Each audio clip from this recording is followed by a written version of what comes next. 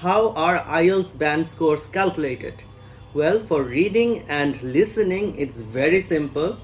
The band scores depend on the number of correct answers you have.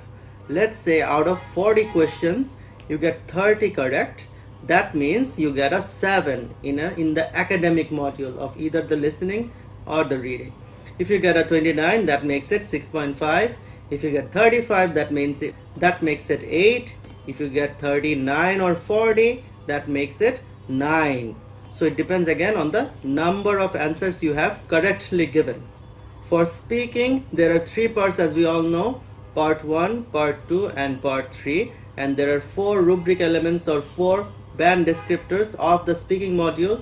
Number 1, fluency and coherence. Number 2, pronunciation. Number 3, grammatical range and accuracy. And number 4, lexical resource, which is vocabulary. So the examiner will look at all 3 of your speaking parts and give a mark to these 4 band descriptors one by one.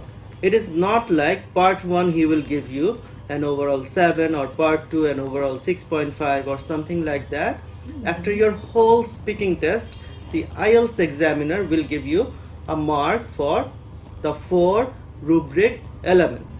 So if you combine that score, let's say it is 7, 7, 6, 6, then it will be an overall band score of 6.5. But there's a problem. If let's say you get a 6.25, for example 6, 7, 6, 6 or 6, 6, 6, 7, that makes your overall band score literally 6.25, but there is no quarter band, as we all know, on the IELTS.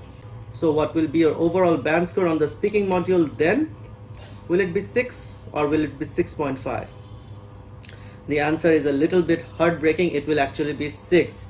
The score will actually be rounded down in the speaking and also in the writing modules. So to get a perfect 9, you need a 9 in all 4 band descriptors. That is very, very difficult. That's why most people do not get a 9 in either speaking or writing.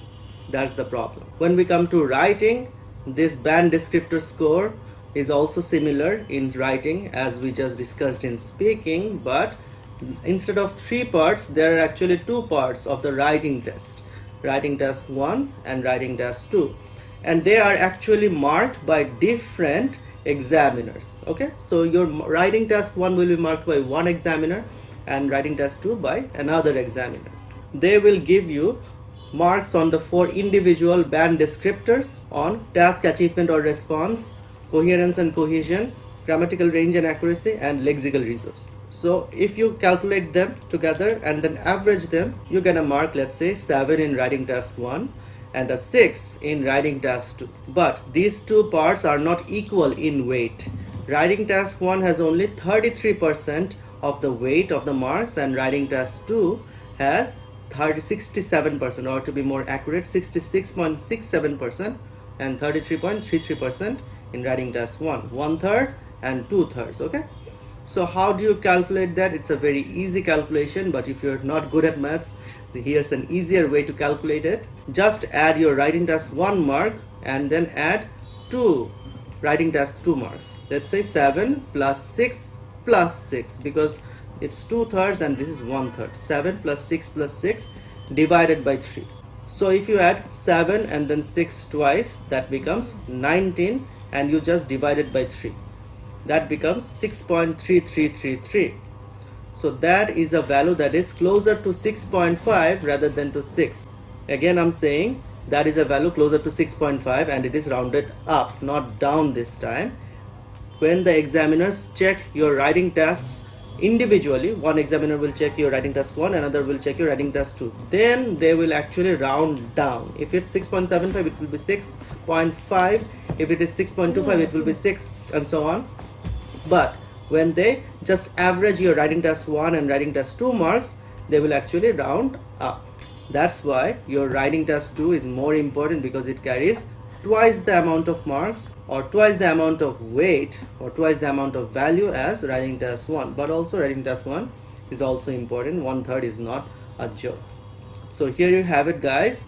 I hope you liked the video. I hope that I could teach you something in this video, whether it's a small thing or a big thing.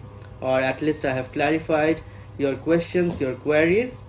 If you like the content, please subscribe, share the video, and I hope you stay with me on my journey to become more fluent in English.